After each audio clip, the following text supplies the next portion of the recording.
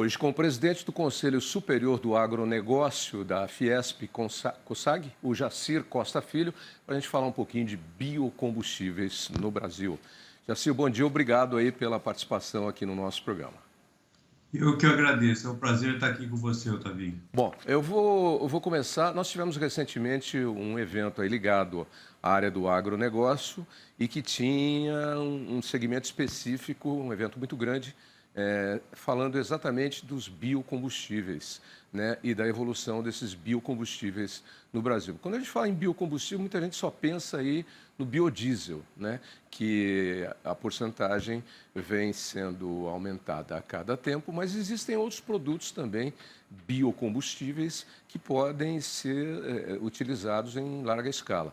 Uma das novidades que eu fiquei sabendo é do querosene, o biocombustível querosene, que inclusive ele pode ser feito de uma série de matérias-primas aí que ficariam como refúgio e não seriam utilizadas. E ele estaria especificamente voltado para a aviação.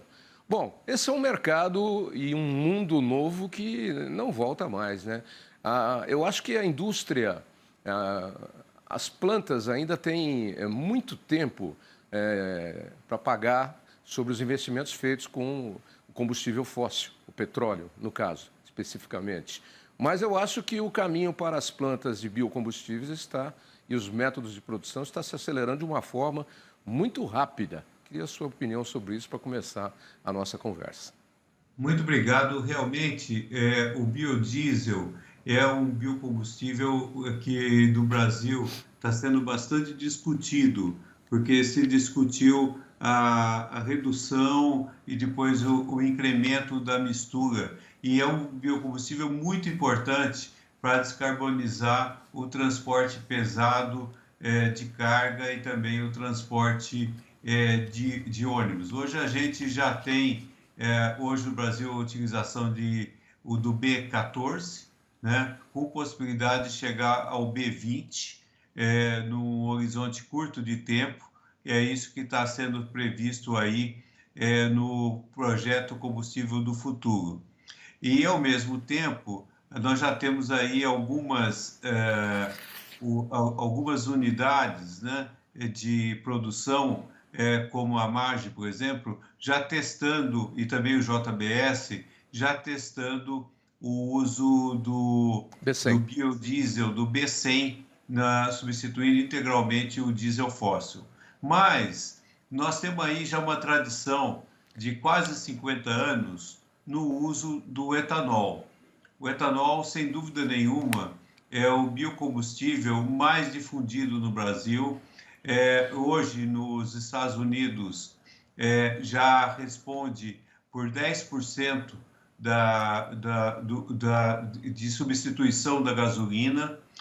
A Índia está aumentando a mistura, atualmente está utilizando 10% para 20%. Aqui no Brasil, a gente utiliza 27% misturando na gasolina e também utilizamos o etanol 100%.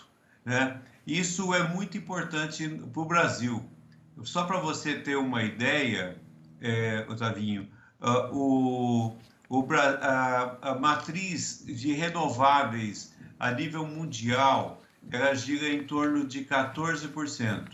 Só os biocombustíveis, a cana de açúcar gera 17% na nossa matriz de energia, sendo que uma parte dele vem do bagaço, que produz eletricidade, e a outra parte é na energia utilizada no transporte, que aí é o etanol. Ou seja, só a cana-de-açúcar no Brasil já tem vamos dizer, um percentual de utilização na matriz energética superior àquilo que o mundo utiliza na sua média. E nós temos de aliar a isso também o futuro do que você estava falando sobre o futuro que nós temos no transporte. A eletrificação mais eficiente que a gente vê no mundo e a tendência que está ganhando cada vez mais mercado nos Estados Unidos é o uso do carro híbrido, ou seja, aquele automóvel em que você coloca gasolina ou etanol no tanque e no próprio veículo se produz a eletricidade. Aqui no Brasil nós já temos aí alguns modelos produzidos pela Toyota, a Stellantis já anunciou a produção desse tipo de veículo, assim como a Volkswagen. Isso vai ser uma marca muito importante, porque aqui no Brasil, diferente de outros países, nós vamos colocar o etanol para produzir eletricidade. E isso vai ser muito mais eficiente do que o carro a bateria, quando você compara, por exemplo, com o carro a bateria europeu, que ainda se utiliza uma parcela de carvão na sua matriz de produção de eletricidade, ou com o carro elétrico chinês, a bateria, que produz aí para a produção da sua eletricidade, 60% é baseado no carvão. Já se, Então, deixa nós eu temos um interromper. futuro bastante importante nisso, e esse futuro ele vai no caminho que você colocou, Otavinho, que é a substituição nos outros modais de transporte também, além do modal rodoviário. Nós estudamos lá na Fiesp vários modais e para a produção do SAF, que é o combustível sustentável da aviação, as matérias-primas mais prováveis vão ser os óleos vegetais, aí incluído o nosso óleo de soja, ou o etanol. São as rotas que devem ser adotadas. E também no marítimo, que também tem um programa muito importante de descarbonização, que deve utilizar aí o biometanol ou até o biodiesel nessa transição. Jacir, você tocou em pontos importantes aí. Eu só cruzei na área e você fez um golaço aí, porque você já abrangeu todos os setores que devem ter as alternativas limpas de combustíveis sem utilizar o combustível fóssil, que é o petróleo. E eu achei muito interessante essa parte que você falou do caminho do carro híbrido, onde você vai colocar um combustível nele e, a partir desse combustível, ele vai produzir a energia elétrica que vai movimentar o carro, e esse combustível não seria combustível fóssil, gasolina ou diesel, ou querosene derivado do petróleo. Seria um biocombustível, o etanol, muito provavelmente. Porque eu já tenho dito aqui várias vezes, tenho analisado e ouvido pessoas, o carro elétrico, como ele vem vindo e vem sendo oferecido como alternativa de carro limpo, de limpo ele não tem nada, porque se você for ver o que tem de matéria-prima que você tem que extrair da natureza, tem umas contas básicas aí, é só procurar no Google o que você acha.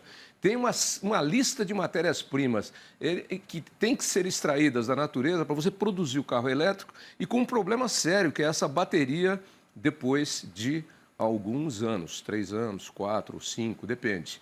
Então, esse híbrido aí realmente parece que é o caminho. Eu estava lendo, inclusive, um material, se situa a Toyota aí e Volkswagen, 2 fábricas que estão trabalhando nesses projetos. Existem outras também. Inclusive, num futuro, talvez até, já se estuda, o MIT trabalha, inclusive, com a célula de combustível produzida a partir do etanol. E aí você colocaria uma pastilha no seu carro e ele teria autonomia aí para 500, 600, 700 quilômetros. Não sei como é que vai trabalhar a pesquisa. Mas esse é o caminho, né? Aí você citou o B100, que é o biodiesel 100, a JBS e a MAGE já utilizando. Eu tive uma entrevista sobre isso outro dia aqui. Você citou o etanol 100, que já é o nosso combustível. E aí esse novo caminho, inclusive, entrando na aviação e também no marítimo. Os combustíveis fósseis, eles vão ser reservados para quê, na sua avaliação? E que ponto vocês estarão levando para o evento Rio Mais Agro, que acontece no final do mês agora, e que nós também estaremos presentes? Esse ponto é bastante importante, o que você está tocando. O que nós temos aí é de olhar aquilo que é o nosso futuro e aquilo que mais convém para o Brasil. O Brasil já tem, vamos dizer, uma indústria muito importante produtora de biocombustíveis, seja a cana-de-açúcar, seja o etanol de milho, seja o biodiesel feito do sebo bovino e também do óleo de soja. Então, essa indústria que está instalada vai ser uma base importante para os combustíveis que vão substituir paulatinamente os combustíveis fósseis. Nós temos muitos caminhos, Otavinho, nós temos muito, a perspectiva é muito positiva em agregação de valor aqui no Brasil. Eu citei o SAF, que você vai produzir de aviação, eu citei o marítimo. Também o marítimo, né, que a gente vai estar, o do carro. Só para te dar um dado sobre o carro híbrido que você deu, no mês passado se vendeu mais carro híbrido nos Estados Unidos do que carro a bateria, elétrico a bateria. Por quê? Porque se adaptou melhor ao gosto do americano. O americano não gosta de ficar perdendo muito tempo para reabastecer, esperar a infraestrutura chegar, e gosta de viajar com carro. E isso leva a que precise ter um abastecimento rápido, eficiente e bastante conveniente. É a mesma coisa aqui no Brasil, que é um país continental. Então, esse é o caminho. É o caminho. Esse é um caminho que eu acho que, na minha opinião, é o caminho que vai ser trilhado aí como uma transição para quando chegar o carro a hidrogênio, que tem testes que estão sendo realizados na USP. É o combustível verde. Toyota, é o verde. Junto com a Raízen, junto com a Shell, junto com a Hytron, que estão fazendo o carro a hidrogênio a partir do etanol. Então, o que você faz? Para você não precisar colocar uma infraestrutura para o hidrogênio, que é uma estrutura muito cara, porque o grande problema do hidrogênio é o transporte e a estocagem do hidrogênio. E nesse caso específico, você coloca o reformador para produzir o hidrogênio no posto de combustível. Ou seja, no posto de combustível você coloca etanol, o etanol entra nesse reformador e esse reformador abastece o automóvel a hidrogênio. Então, muito bom. Isso ainda está em teste, mas está indo muito bem, está sendo caminhado, até está se testando em ônibus no campus da USP. É isso aí, é a chamada energia verde, que o Brasil vai ser líder na produção desse produto, que são os motores movidos a hidrogênio. Dentro desse processo que você falou, hoje de manhã vindo para cá, ainda estava ouvindo no rádio um trecho do CEO da Raízen, o Musa, falando, ele vai dar uma entrevista, deu já uma entrevista para uma emissora de rádio, e o trecho onde ele diz exatamente, olha, da cana-de-açúcar a gente ainda vai tirar muita coisa, porque a gente utiliza muito pouco, apesar do leque ser expandido hoje, porque você tem etanol, tem bagaço utilizado para geração de energia e etc, etc e tal. Olha, Jaci, muito obrigado pela participação. Daria para ficar conversando com você aqui até amanhã, porque o tema é emocionante, mas nosso tempo esgotou e a gente continua desse ponto em que paramos hoje, numa próxima vez. Eu queria que você deixasse só o endereço de internet de vocês, para quem quiser estender um pouquinho mais. Vamos para o Rio Mais Agro, né? Que é esse aí que está aí. Exatamente. Ok. O www.riomaisagro.com.br. A gente se encontra, então, lá, no final do mês. Abraço, Jaci. Um grande abraço, obrigado pela oportunidade.